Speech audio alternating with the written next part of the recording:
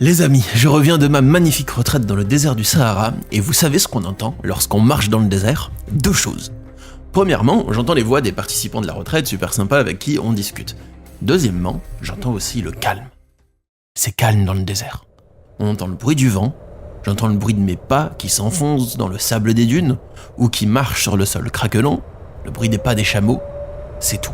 C'est tellement paisible, à tel point que lorsque nous retournons dans notre vie quotidienne, on commence à entendre de nouvelles choses, des choses qu'on n'avait pas entendues dans le désert, et des choses qu'on se rend compte qu'elles nous manquaient pas. Ces choses, c'est probablement les voix des personnes qui viennent complexifier votre vie. Des personnes dans votre entourage qui vous prennent la tête, qui rajoutent de la toxicité dans votre quotidien.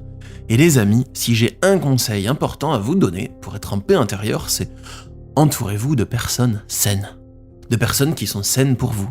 La vie, elle est tellement plus simple quand on n'est pas entouré de personnes qui sont toxiques pour nous. C'est vraiment un bon conseil que je peux vous donner, les amis. Entourez-vous de personnes saines. Choisissez des bons amis, et si vous avez des personnes qui sont toxiques pour vous dans votre cadre de vie, mais que ces personnes vous apportent quelque chose, par exemple, elles vous apportent de l'écoute de temps en temps, du soutien de temps en temps, c'est des personnes qui sont toxiques pour vous, mais vous continuez à avoir une relation avec ces personnes-là, parce que vous avez une sorte de bénéfice secondaire de cette relation, ce qui est normal. J'ai un autre conseil à vous donner. Mon conseil, c'est ces personnes-là, ne vous nourrissez plus jamais auprès d'elles. Si vous les côtoyez, faites-le parce que vous en avez envie, parce que ça vous apporte quelque chose, mais ne vous nourrissez plus auprès de ces personnes-là. C'est un bon conseil qu'on m'avait donné une fois, ça. C'est ne nourrissez plus aucun de vos besoins auprès de personnes qui sont pas saines pour vous. Alors qu'est-ce que j'entends par pas sain? C'est pas des personnes en souffrance, c'est pas des amis en dépression, c'est pas ça que je veux dire. Il peut y avoir des amis en souffrance qui sont sains pour vous, c'est ok. Je parle pas juste de personnes en souffrance ou de personnes qui sont pas positives tout le temps, c'est pas ça que je veux dire. C'est des personnes que, à cause d'elles, votre vie c'est un casse-tête. Voilà. La définition est bonne. À cause de ces personnes-là, votre vie est chiante, votre vie est compliquée, votre vie c'est un casse-tête, vous faites que réfléchir à trouver des solutions relationnelles et c'est usant. Pas juste dans une petite période de crise à un moment donné, mais genre, c'est ça votre relation avec la personne. Donc moi, qu'est-ce que je fais personnellement? C'est ma manière de traiter avec ce type de relation. Si c'est tout le temps comme ça, j'arrête la relation. Voilà, c'est fini. Et si cette personne m'apportait quelque chose, je vais me nourrir ailleurs. Voilà. Je vais nourrir mes besoins ailleurs. Si cette personne m'apportait de l'écoute, de l'affection par exemple, il va falloir que je sois vigilant à chaque fois que j'ai envie de me nourrir chez cette personne, que l'envie de satisfaire mon besoin émerge pour s'orienter vers cette personne, je dois être vigilant à ça et nourrir ce besoin ailleurs. Et ne plus jamais me nourrir chez l'autre personne. Il va falloir être rigoureux les amis, parce que c'est tentant de retourner à ce qu'on connaît déjà. Si vous avez l'habitude de nourrir votre besoin de présence, d'écoute, dans votre vie chez une personne qui est toxique pour vous, ça va être tentant de continuer à le faire, mais c'est là que le vrai travail intérieur va commencer. Il va falloir être vigilant à l'émergence du besoin de vous nourrir auprès de cette personne de quelque chose, et ensuite, vous redirigez ce besoin vers une autre cible, vers une autre personne de votre entourage, et si vous n'en avez pas, essayez d'en chercher une autre dans le futur que vous allez rencontrer par la suite. C'est comme ça qu'on devient indépendant des personnes qui sont toxiques pour nous. Parce que si on garde des personnes toxiques dans notre entourage, c'est pour 3 raisons. La première, c'est des traces traumatiques qui nous poussent à avoir un mécanisme qui tolère ces personnes toxiques, mais ça on va pas trop s'attarder dessus parce que c'est pas mon domaine d'expertise, les traces traumatiques en elles-mêmes. Deuxièmement, on garde des personnes qui sont pas saines pour nous dans notre entourage parce qu'on a peur. On a peur de leurs réactions, on a peur de leur faire du mal, on se sent coupable, parce que la peur nous dit qu'on devrait rester avec.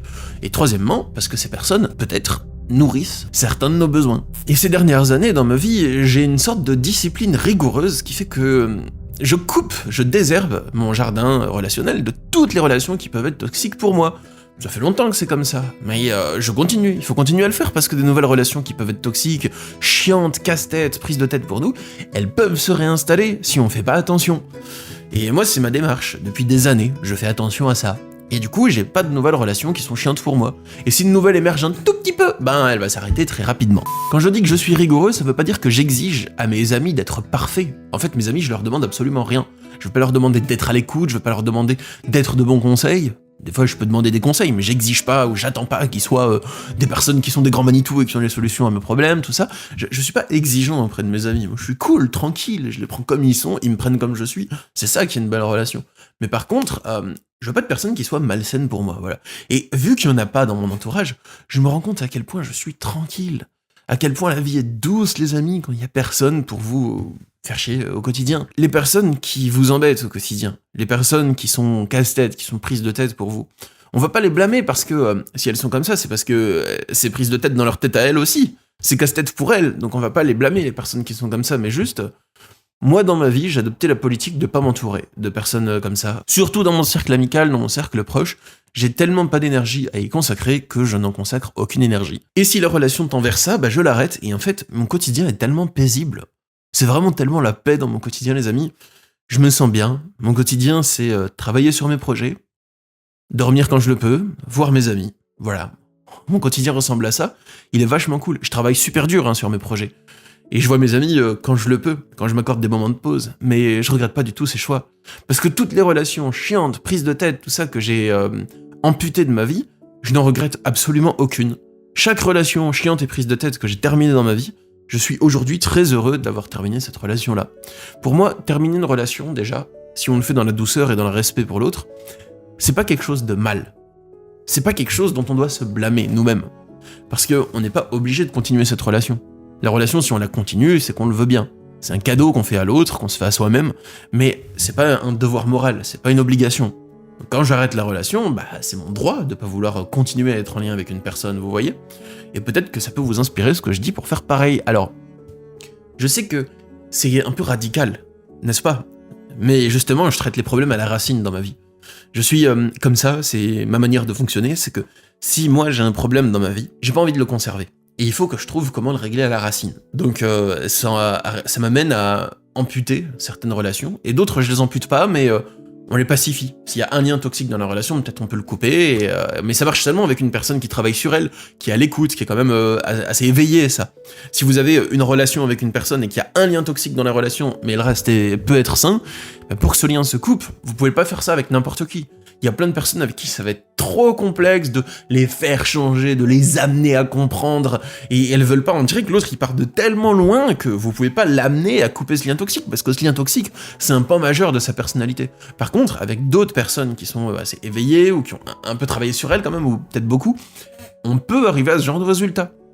Pour ça, il faut communiquer, il faut discuter des choses. Mais si ce que je vous dis ici vous semble trop extrême, parce que vous avez des personnes qui sont toxiques pour vous dans votre vie. Vous avez un mari qui passe tout le temps à voir que le négatif partout et à vous faire des reproches tout le temps. Mais il vous manipule pas, mais il est comme ça, il est tout le temps ultra méga négatif. Vous avez une sœur avec qui c'est tout le temps méga giga compliqué et la situation pourrait être simple, mais elle décide à chaque fois de vous casser les oignons. Je sais pas si ça vous dit, mais vous avez compris ce que je veux dire par là. Il y a peut-être quelqu'un dans votre entourage qui s'évertue à complexifier chaque once de relation que vous avez avec cette personne. Si c'est le cas, vous n'êtes pas obligé de couper les ponts si vous le voulez pas. Moi, c'est ma démarche de procéder ainsi. Et ça m'apporte une immense paix. Mais pourquoi est-ce que ça m'apporte cette paix ? C'est parce que je suis en accord avec cela. C'est parce que je suis en paix intérieure avec cette idée. Mais vous ne l'êtes peut-être pas. Et je sais qu'il y a des relations qui représentent un immense défi pour nous à pacifier ou à couper. Donc, je pense que le chemin pour arriver à cette radicalité, déjà, c'est pas nécessaire de le faire. Mais si vous le faites, c'est là qu'il est compliqué. C'est le vrai défi d'arriver à atteindre l'état intérieur progressivement qui vous amène à être en paix avec la fin de la relation qui est beaucoup trop complexe pour vous. Et c'est difficile parce que souvent, quand vous devez vous séparer d'une relation beaucoup trop complexe, il peut y avoir beaucoup d'émotions qui viennent après. Il peut y avoir de la culpabilité, de la peur de faire mal à l'autre, il peut y avoir de la tristesse parce que le lien est terminé, et c'est difficile. Je suis passé par des choses comme ça moi aussi dans ma vie, et la force que j'en ai eue, c'était de transcender ces émotions qui venaient, de pas obéir à ces émotions. Alors j'ai obéi pendant un moment à la tristesse qui me disait ne coupe pas tel lien, même s'il est pas bon pour toi. J'ai obéi, j'ai été l'esclave de mes tristesses pendant un moment. Mais une fois que je l'ai vraiment beaucoup éprouvé cette tristesse, j'ai réussi à la transcender. Donc à m'en élever au-dessus et à ne plus être l'esclave de cette tristesse, à en être le maître. Maintenant, quand je la vois poindre, je l'étouffe rapidement. Elle a plus beaucoup de force. Je peux la lisser très facilement. C'est plus quelque chose qui est mon maître, c'est juste une petite vaguelette, une fluctuation dans le grand océan de ma paix intérieure. Donc le point important que je souhaitais vous dire en fin de vidéo, c'est vous n'êtes pas obligé de faire ce que je vous ai dit avec une telle radicalité. Faites comme vous le sentez, c'est à vous de faire ce qu'il faut pour que vous soyez en équilibre vous. Et si conserver quelques relations chiantes et pénibles et toxiques et complexes dans votre cadre de vie, ça vous permet présentement de trouver un équilibre, eh bien conservez-les. Mais si vous souhaitez vous inspirer de ce que je vous ai dit pour nettoyer certaines relations, pour couper des liens qui sont trop chiants, putain mais il y a des... Les amis, en vrai, là je vais vous parler franchement maintenant que j'ai pris toutes les pincettes, il y a des relations, c'est vraiment une purge émotionnelle dans votre vie. C'est une purge, c'est du purin quoi, enfin, il y a des relations, c'est chiant. Il y a des gens dans votre cadre de vie, vous devez traiter avec, mais c'est d'une complexité. C'est vraiment laborieux, fastidieux, pénible. Je vais sortir tous les synonymes. Hein. Vous voyez ce que je veux dire, les amis? Vous en avez connu des relations comme ça? Moi, les relations comme ça, je me dis, ça m'a saoulé, hein, basta. En fait, j'ai tellement mieux à faire de mon énergie. Je pourrais l'utiliser pour écrire, à la place de passer 4 heures à essayer de régler un problème avec la personne, parce que c'est trop compliqué émotionnellement, et qu'au bout de 4 heures, on n'a pas avancé d'un pouce, et que c'est pas la première fois que ça se produit, mais la 9e en espace d'un mois. Non, les amis, non, tout ce temps-là, je pourrais le consacrer à écrire plusieurs chapitres d'un nouveau livre, par exemple, ou à avancer dans les longues corrections de mon roman qui sont en cours. Je pourrais l'utiliser à dormir, je pourrais l'utiliser à faire caca et à scroller Facebook sur mon téléphone, ce serait déjà plus nourrissant pour moi, alors que ça draine mon énergie de faire ça. Vous vous rendez compte à quel point c'est pénible? Vous voyez du genre de relation dont je parle? C'est le genre de relation où, quand vous raccrochez au téléphone avec cette personne, ou quand vous avez fini de voir l'autre, et quand vous rentrez chez vous et que vous fermez la porte derrière vous, vous poussez un soupir qui traduit à la fois votre soulagement physique et votre épuisement émotionnel. Vous vous dites, oh, putain, c'est terminé. Mon Dieu, c'était horrible. Plus jamais. Plus jamais. Eh ben non, c'est pas de plus jamais parce que ça recommence. Bah, ce genre de relation-là, les amis, croyez-moi, vous serez probablement plus en paix si vous les laissez s'étioler. Si vous les laissez s'affiner. Si vous les laissez faner. Probablement. Après, c'est à vous de voir. Là, je parle derrière mon écran. Peut-être que ça vous touche pas vraiment, c'est à vous de trouver votre vrai équilibre, mais au moins je vous dis ces choses au cas où ça peut vous inspirer. Alors les amis, moi j'ai 2 choses à vous dire en guise de conclusion, c'est pour mes actualités. Premièrement, j'ai fixé une nouvelle date de retraite spirituelle dans le désert. Pour 2026. Je vous avais dit que celle qui vient de s'achever, ce serait la seule de 2025, et elle le fut. Mais en septembre 2026, plus précisément du 26 septembre au 3 octobre, les dates s'affichent à l'écran, j'organise une nouvelle retraite dans le désert du Sahara, toujours sur le thème de la reconnexion à son âme. C'est une retraite qui va s'étaler sur 8 jours et 7 nuits, et au programme physique de la retraite, il y a des marches dans le désert, dans les dunes, il y a des nuits qu'on va passer à Marrakech, à cette belle grande ville bien agitée, on va pouvoir aller se perdre dans les souks, manger dans des bons restaurants spectaculaires, je vous réserve une surprise pour ceux qui participeront, on va aller manger dans le meilleur restaurant de la ville, selon moi, celui que je préfère en tout cas, et après ça on prend la route pour le désert. C'est là qu'on va passer une nuit dans un merveilleux écolieu construit par mon ami Ali Qatar aux portes du désert, et après on va s'enfoncer dans le désert, on va passer 3 nuits à dormir entre les dunes, on va faire des ateliers profonds de développement personnel et de connaissance de soi pour avancer tout droit vers la reconnexion à notre âme, des méditations profondes, des séances de sophrologie le matin, et même une méditation ultra puissante de manifestation à l'aide du cacao sacré. C'était ultra puissant quand je l'ai fait avec les participants de cette retraite, c'était la méditation que j'ai vécue la plus puissante de toute ma vie entière, sans exagérer. C'était tellement beau, c'était tellement bon, j'adore, et je sens beaucoup de changements en moi depuis la fin de cette puissante méditation. Donc les amis, je vous proposerai ça aussi. Il y a les amis les chameaux qui vont nous accompagner aussi. On va marcher les matinées dans le désert pour bénéficier de l'immensité des étendues désertiques, du calme et de la douceur des dunes. C'est vraiment trop beau, il y a la cuisine du désert, on se rencontre entre nous aussi, parce que les participants ils sont super chouettes, vous êtes super chouettes si vous souhaitez participer. Donc si vous souhaitez participer, donc les inscriptions sont déjà ouvertes. Vous pouvez déjà sécuriser votre place. C'est pour septembre 2026, mais j'ai déjà une personne inscrite et une personne intéressée que je vais bientôt appeler pour en parler. Donc les amis, ça se remplit tout doucement, mais si vous êtes déjà intéressé, vous êtes le ou la bienvenue pour participer à cette merveilleuse retraite. Moi, la retraite que j'ai faite là, que je viens de terminer, reconnexion à son âme aussi, je veux renouveler la formule parce que c'était vraiment justement la meilleure retraite de ma vie.